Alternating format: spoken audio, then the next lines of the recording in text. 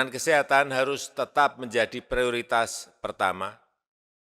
Agenda jangka pendek untuk mempercepat dan memeratakan vaksinasi di semua negara di kawasan harus kita lakukan bersama. Target vaksinasi penduduk ASEAN sebanyak 70% harus segera dicapai secepatnya.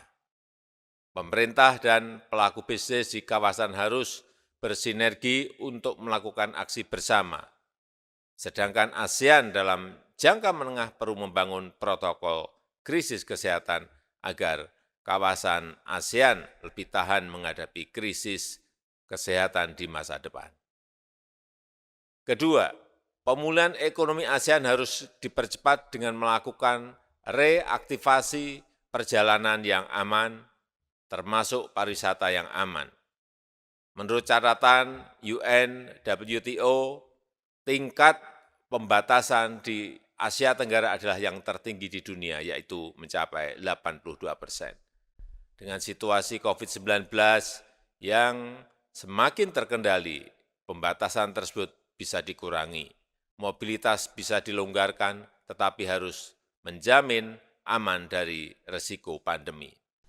ASEAN Travel Corridor Arrangement Framework yang digagas Indonesia setahun yang lalu perlu segera diimplementasikan.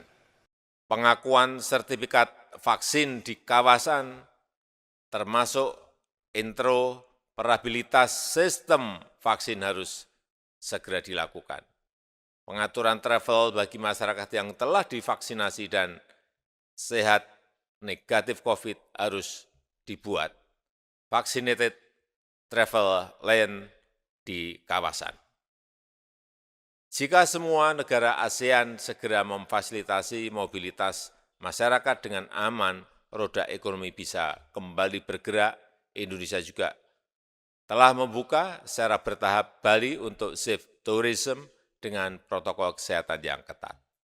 Indonesia membuka Bali setelah tingkat vaksinasi Bali secara penuh telah mencapai 84,8%. Indonesia akan membuka secara bertahap wilayah yang lain yang tingkat vaksinasi penuhnya melebihi 70%. Ketiga, adaptasi kegiatan ekonomi kawasan menuju ekonomi digital harus dipercepat di semua negara.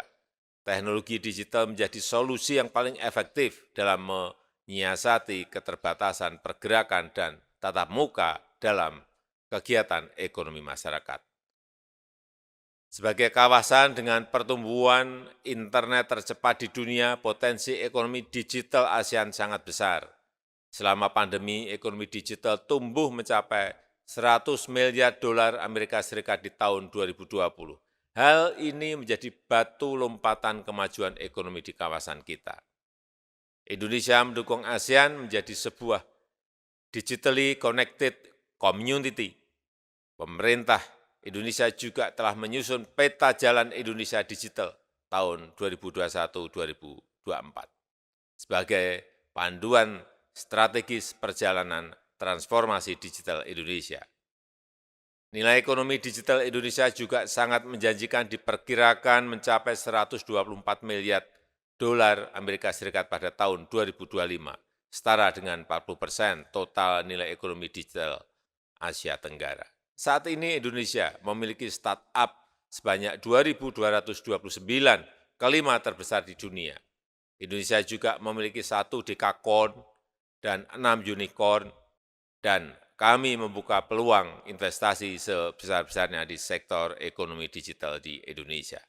Bapak Ibu sekalian, ekonomi kawasan ASEAN bukan hanya akan pulih kembali, tetapi juga bisa melakukan lompatan kemajuan serta tumbuh bersama secara berkeadilan dan berkelanjutan. Langkah cepat bersama dalam penanganan kesehatan, reaktivasi perjalanan yang aman, serta akselerasi ekonomi digital yang berkeadilan menjadi gerbang bersama untuk pulih bersama dan maju bersama. Terima kasih.